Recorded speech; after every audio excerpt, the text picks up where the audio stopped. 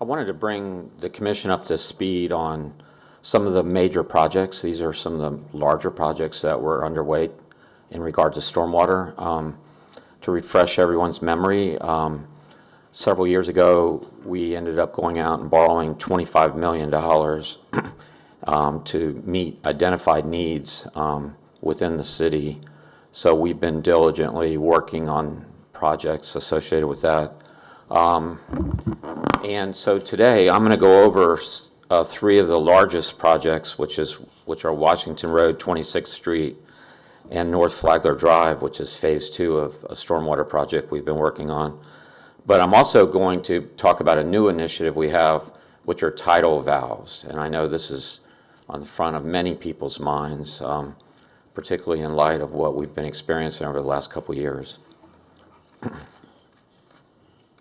So to start with Washington Road improvements, this is a very large project. It's 0.6 miles. Begins at the intersection of Washington Road, Edgewood, and continues north all the way to the south side of Monceau. So it's an extensive project, and it has a lot of component parts to it. It's a very complicated project. 2,400 linear feet of stormwater pipes. Today we don't have a stormwater system on Washington Road, so this is a brand new system.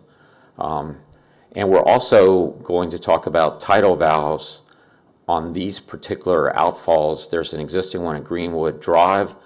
I think people are familiar with the fact that that has flooding from high tide events, as well as a new 60-inch outfall at George Petty Park.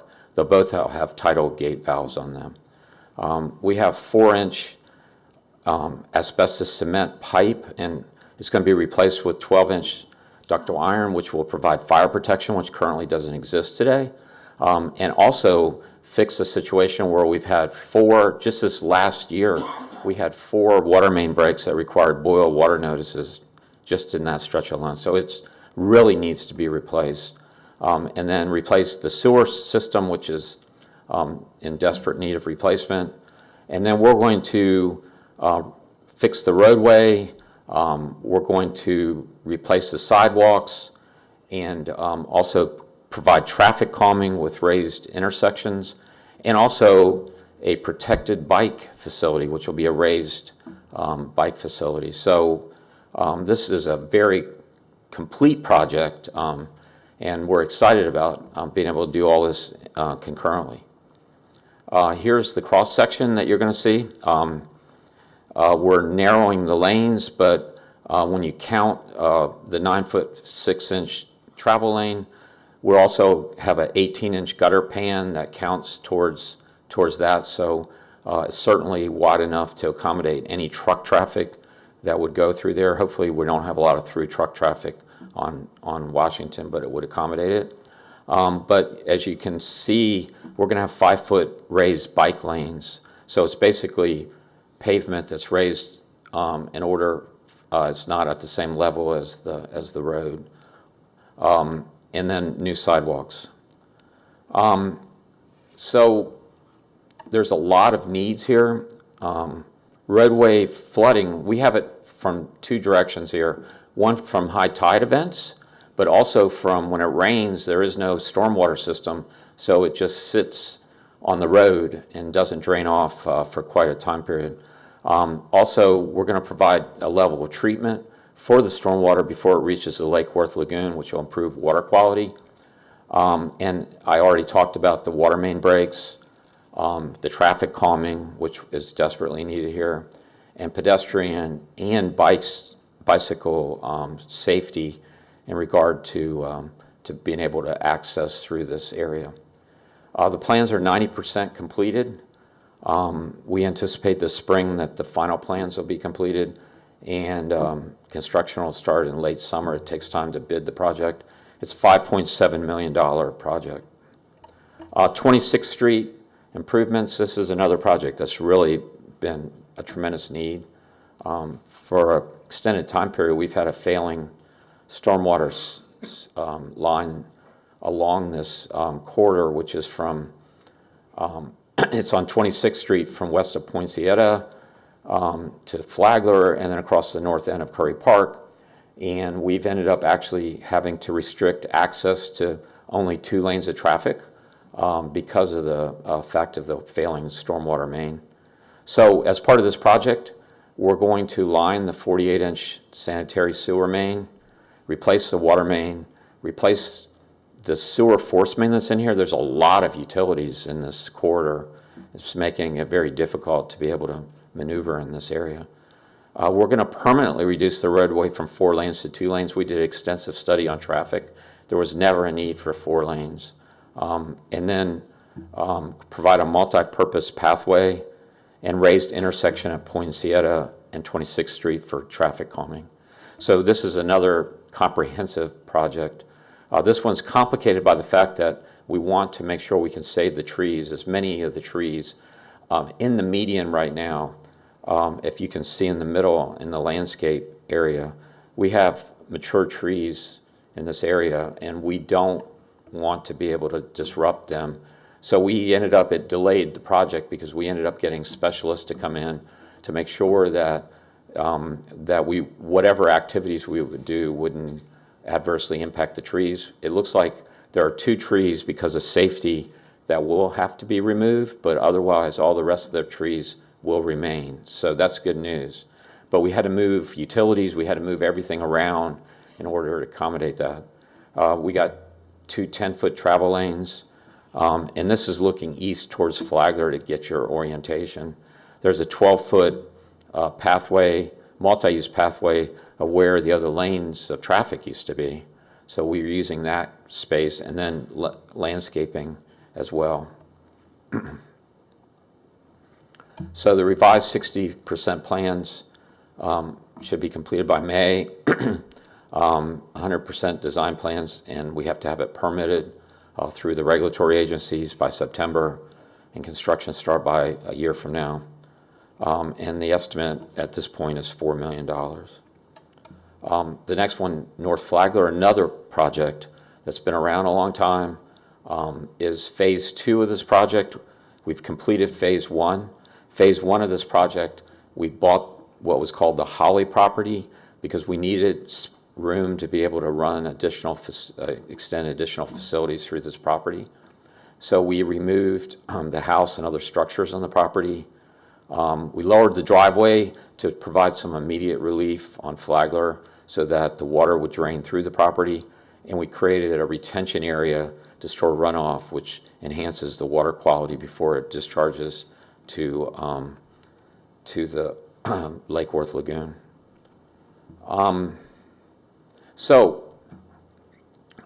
Here's the report we've done, which we've completed now, to see what additional facilities, because we ended up waiting until the other work was completed so that we could actually get into the facility to be able to inspect the existing 50-inch outfall line. We couldn't even get access to it.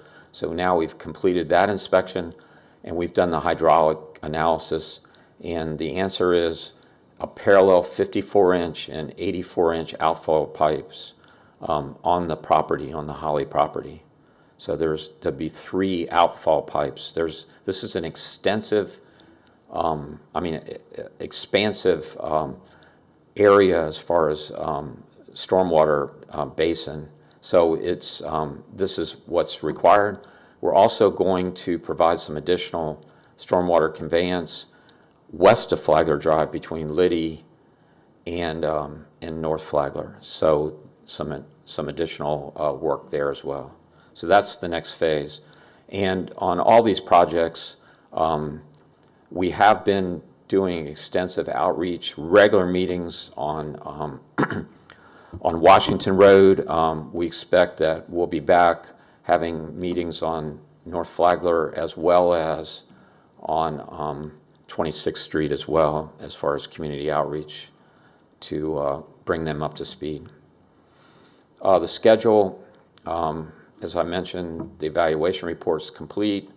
We're going out for our RFQ for the detailed engineering in February, and it should be permitted by fall, and that means that we could start a year from now in regard to, should be 2021 in regard to the construction. Okay, the tidal valve installations. As I mentioned, this is a new venture for us. We've always had some tidal flooding on the streets, but now it seems to be a regular occurrence. And I guess really what's difficult for people to understand is this occurrence is during sunny weather. So, people would expect if it's raining, maybe you would have standing water on the road, but they don't understand why it floods, a road floods when it's sunny outside. And the reason why is because at extreme high tide events, the water actually backflows through the stormwater system and then comes up through the grates, intake grates, and then floods the road because it's at a higher elevation than the roadway. So the issue here is not just the fact that it's flooding, it's the fact it's flooding with salt water. So if people are trying to gain access to their home, they're having to drive through salt water, which is not a very good situation.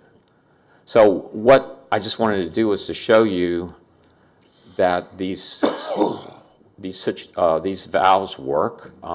This is Hollywood, Florida, before and after. We're just getting started with this program. Hollywood is ahead of us because they had a lot more extensive flooding than we've had. But you can see the difference, all these on a sunny day, of the fact that with the tidal gates or flap gates that they were able to prevent backup of water from the coastal areas. Here's examples of tidal valves.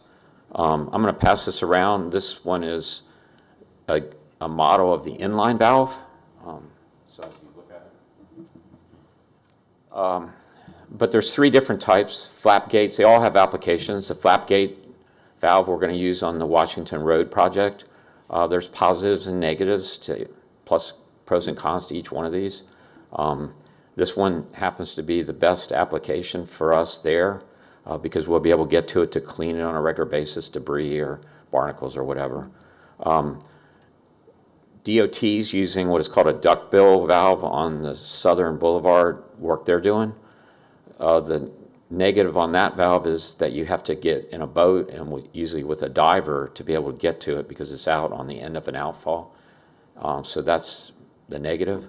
We're focusing on an inline valve, which we've piloting right now, which I'm sending around. They can be put anywhere in the outfall. They don't have to be at any particular location. It provides more flexibility, and it operates better under varying conditions and has less risk of being plugged up or of barnacles adversely impacting the operation of it. So as I mentioned, we piloted a couple of these, 2 different manufacturers on Trinity Place and Pershing Way, and we're gathering results on those 2 projects. But we also, while we've been doing this, has identified the priority areas. These are areas where there's extensive sunny weather flooding on the roadways that could adversely impact people, that they would physically have to drive through this with their vehicle or be able to access through it as pedestrians through water that is extensive. So these are the areas that we've identified, just give you some examples of where they're at. Here's one on Lakeside, and I have one on each one, and I can get copies of this that identifies each one. Barcelona, we know, we've heard about that one. But the area that's been most impactful as far as sunny weather flooding is Greenwood Road to Southern Boulevard, and there's 4 that we're planning on doing, and I'm going to go through the schedule. These would be the first 4 that we would do beyond projects that beyond valves that we'll already include in projects. If you look on the north end of that, the 36-inch and 15-inch, that would be included as part of the Washington Road project. So I can just give you an example of what the flooding looks like. It's pretty extensive. Here's a sunny weather flooding coming back from the intercoastal. So, the link didn't take me where it should have gone.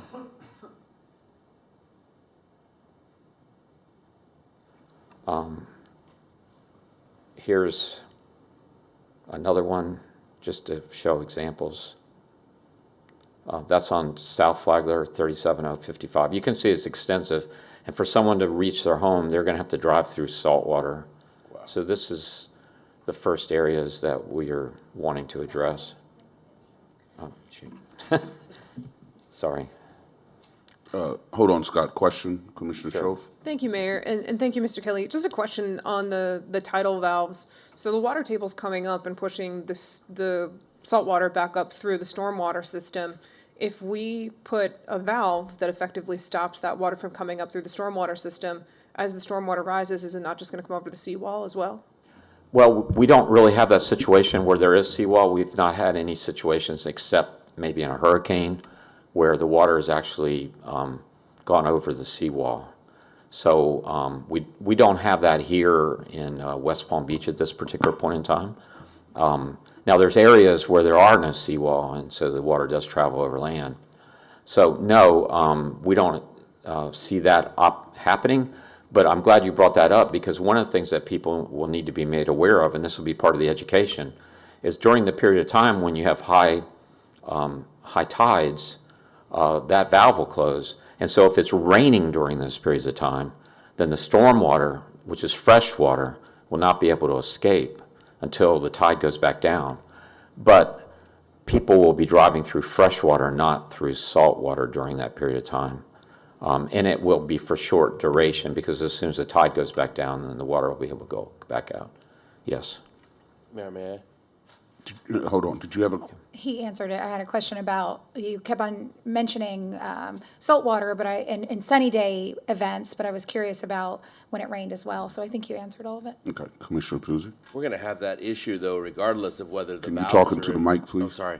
We're going to have that issue, I don't know if this is on, Yes. of regardless of whether the valves are in place, if it rains a lot, if the tidal is, if the tidal height is high, water's not going to be able to drain anyway if it rains. So it's really not going to make a difference whether there's valves in place.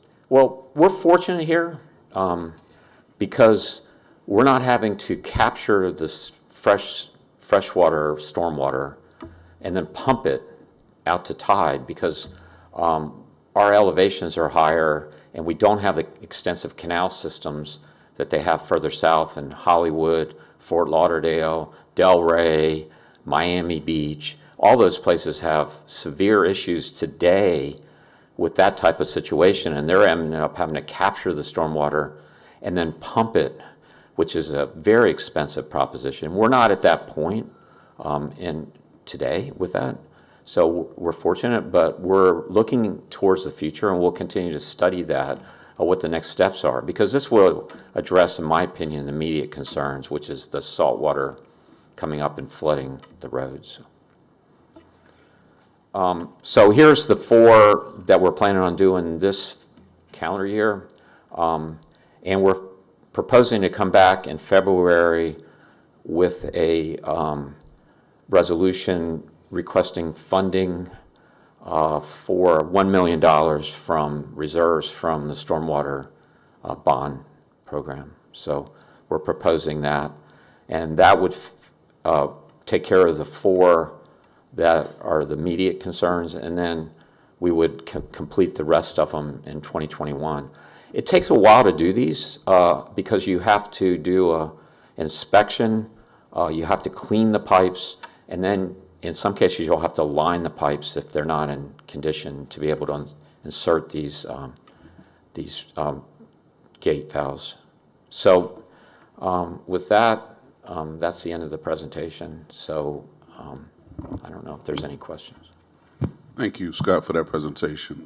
Madam President? Thank you. Thank you for the presentation on all the projects. I have some questions about the tidal valves, but before that, I just wanted to say thank you to you and your staff. I know that there was extensive outreach on the Washington Road Stormwater project, and I know that those residents were extremely grateful and saving trees and all the extra efforts that went into that, so thank you. I just wanted to make sure as it relates to the tidal valves, so I think I understand, but I just wanted to confirm, there won't be a manual on or off switch. This will just be based on the rise and tide. And I see you nodding. That's so correct. Yes, okay. And you mentioned that something very important with this will be the maintenance and cleaning schedule of this. And I'm sure we don't have that today as we're still installing these, but we will have a regular maintenance schedule, or will it be up to residents and others when they see them blocked and things aren't flowing out that we'll have to call and get them cleaned? No, there'll be a preventive maintenance schedule on all these valves, or else they won't work then. So. Awesome, great. And then my last one was just that you're saying that this is a really good interim proposal because we have higher ground in West Palm Beach, higher than the water, the body of water where it's draining to, but that as sea level rise continues to grow over the next 10, 20, 30 years, that we'll be looking at more long-term solutions as well? Well, and this will be a permanent solution. It's just that if this becomes very frequent in the number of events that occur to where there's high tide events, then at some point you have to face being able to handle the freshwater, rainwater that will fall, because otherwise you'll have too many events where you'll have flooding from the freshwater from the rainfall. And so at that point, then you have to look at pumping it is really the only way. So you'll retain it, pump it, either over the seawall or into deep wells, but it becomes a lot more complicated, a lot more expensive. But I appreciate you bringing up about the people on the outreach, and I failed to introduce Suzanne Berglund because she's the one that was the outreach in regard to Washington. Has done a great job, and she is managing the water, wastewater, and stormwater design efforts. And then Tracy Ward, who put this together and is senior project engineer on all these stormwater projects. That's his specialty, is stormwater. So I just want to make sure everybody was able to recognize them. So Thank you. Commissioner Schoaf? Thank you, Mayor.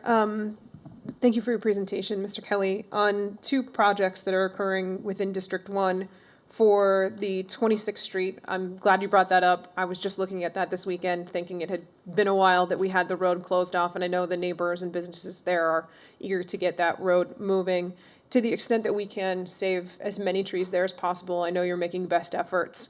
Those are some very mature mahogany trees, and the neighbors would really appreciate trying to keep those in place, so I appreciate that work. On the North Flagler Drive, could you share with us on the Phase 1 some of the immediate results that we've seen? well, it ended up Phase 1 ended up providing a relief valve, so to speak, because it was we essentially created a weir that when the water started getting deep on Flagler, that it would flow over the driveway. So we lowered the driveway, and the driveway would almost be like a spillway and then go out to the intercoastal overland. So that was the immediate to try to relieve the severity of the events, because they're very, very deep. The water gets very deep up there. So that was the benefit of that. But we needed to be able to clear the property to be able to get access to the existing outfall and inspect it and go through all the condition assessment before we were able to then look at Phase 2, which was doing the study on what parallel lines we would need and that sort of thing. So. Thank you, because I know flooding is still pretty severe. No, it's still existing. That's what the need for the parallel lines, obviously, there's still a Okay, great and- need for that. To clarify, we're looking now at 3 outfall lines, the existing outfall line, as well as an additional 54-inch and additional 84-inch line. That's correct. And then on the existing line that's there, part of the issue stems from way back, before your tenure of having that pipe lined and the lining failure, is what I understood. Well, we thought that lining had failed, but it's not in bad condition. We thought because there wasn't adequate capacity there, but frankly, what it was it needed a parallel line. It was a bottleneck, and when they reduced the size of it by lining it, it just made the situation worse. Okay, so we're confident that now we'll have Yeah, 3 we've outfall inspected that. lines. Okay, thank you. Any other questions? Well, thank you again, Mr. Kelly, for this presentation. And it's good to know that we are making progress on a number of these very important stormwater projects. Thank you.